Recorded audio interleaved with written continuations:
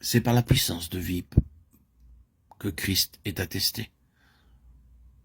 Nous ne mettons pas la vie à la place de Christ, mais nous disons que le témoignage de Christ est donné par la vie.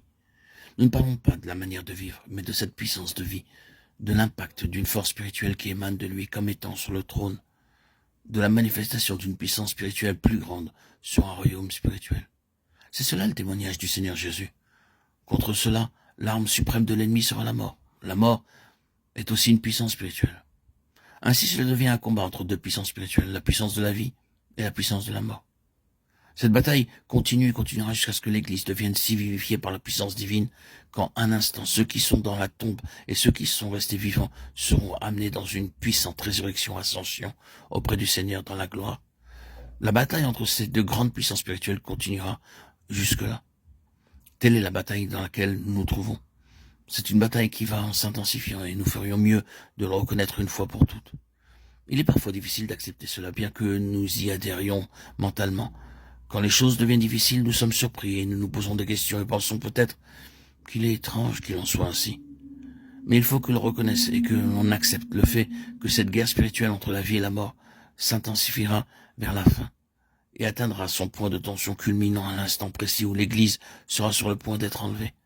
C'est ce qui est, sans l'ombre d'un doute, rendu clair par la parole de Dieu. Nous parlons en premier lieu du croyant individuel. Nous devons nous rappeler que cette vie du Seigneur ressuscité est liée au Saint-Esprit, qui est l'esprit de vie, et qu'elle réside dans la partie la plus profonde de l'être, dans notre esprit, dans ce que le Nouveau Testament appelle l'homme intérieur.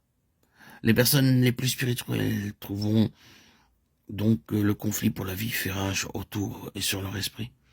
Il y a un assaut direct sur leur esprit en vue de l'affaiblir, de l'enfermer et de l'oppresser, de sorte que quelque part dans les profondeurs de leur être, ils se sentent incapables de respirer.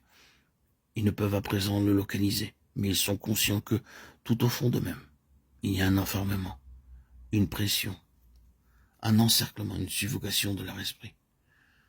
L'une des deux choses suivantes en résultera. Soit leur esprit sera neutralisé sous ce poids de la mort spirituelle et ils seront défaits, soit ils devront invoquer de tout leur cœur le Seigneur pour être puissamment fortifiés par son esprit dans l'homme intérieur, et ensuite exercer la foi sur la base de leur prière et chercher à s'opposer par leur esprit à toutes ces choses. La difficulté pour une grande partie du peuple de Dieu, c'est pour ainsi dire qu'ils ne se dressent pas sur les pieds de leur esprit, c'est-à-dire qu'ils ne se lèvent pas en esprit au nom du Seigneur pour rencontrer et résister à cette chose menaçante d'écraser la vie, même de leur esprit. Il y a une acceptation des choses, un consentement, une attitude passive, ou bien une entrée dans un affreux tourbillon d'interrogations, de doutes, d'arguments, de discussions avec le diable, entraînés dans une spirale infernale d'introspection et d'analyse. Alors qu'en réalité, dans de telles circonstances, les croyants doivent en esprit se tenir debout dans la foi, dans le nom du Seigneur, pour résister à cette chose et la rejeter en réclamant en son nom les énergies du Saint-Esprit. Nous n'en sortirons jamais tant que nous n'aurons pas appris cette leçon.